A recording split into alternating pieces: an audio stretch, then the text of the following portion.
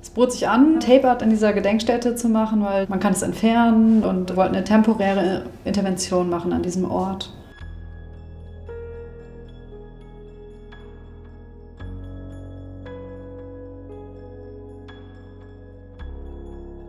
Der Charakter von unserer Arbeit ist ganz stark auch, dass wir uns anschauen, was wir hier vorfinden. Und das ist schon noch sehr stark eine Architektur und eine Landschaftsgeometrie, die von totalitärem Arrangement geprägt wird. Zum Beispiel die Ausrichtung der Sichtachsen hier, die Zurichtung von Massen eigentlich. Und das brechen wir an bestimmten Punkten.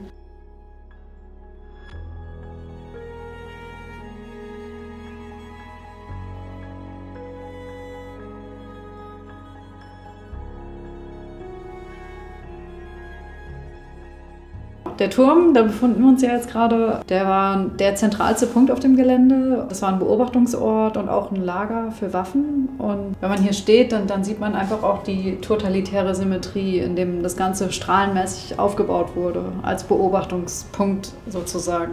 Und wir wollten mit unserem Eingriff diesen Blick verwehren und auch diesen Blick brechen.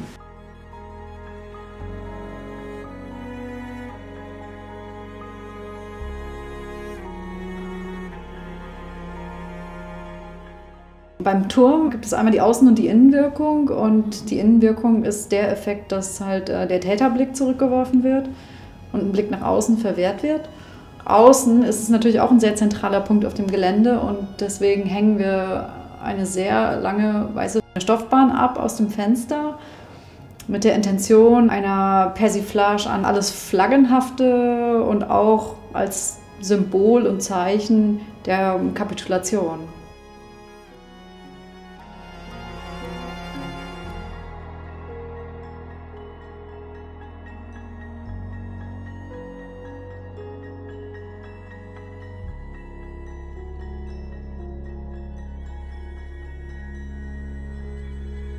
Der Obelisk heißt Denkmal der Nationen und ist heute eine überholte Erinnerungskultur. Da sind nämlich die Nationen aufgeführt von Opfergruppen, und heute würde man Opfergruppen anders benennen und andere Opfergruppen noch hinzufügen, die hier natürlich nicht genannt werden.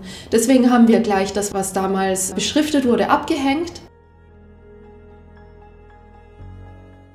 Und genau an diesem Punkt der Bezeichnung, am Punkt der Schrift, leere Zeilen eingefügt, damit sich die Leute vorstellen können, was hier alles stehen könnte und was ihre aktuelle Erinnerungskultur ist.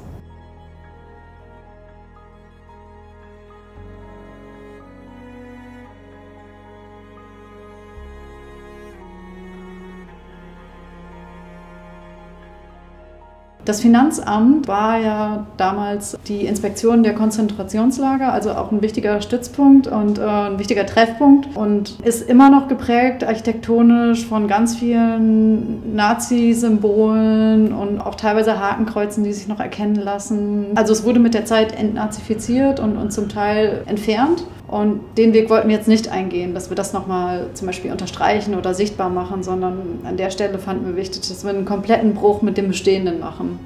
Und wir durchkreuzen das mit unserem Tape Art und setzen da radikale neue Linien, um auch eine gewisse Irritation zu bringen und ganz neue Laufwege dem Besucher zu ermöglichen. Und der übliche Bewegungsfluss, den es in diesem Gebäude im Finanzamt gibt, der gerät ein bisschen ins Stolpern.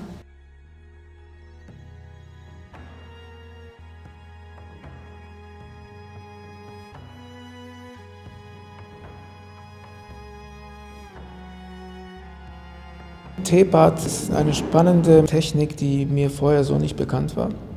Ich mag daran, dass es einerseits zweidimensional ist, aber irgendwie Menschen, die der Methode begegnen, die der Technik begegnen, irgendwie in diese neue Auseinandersetzung mitzieht. Also das beinhaltet natürlich, dass man damit Sachen ändern kann, temporär irgendwo wirken kann, wo man sonst nicht machen kann. Ich meine, wir sind zum Beispiel hier in einem denkmalgeschützten Gebäude.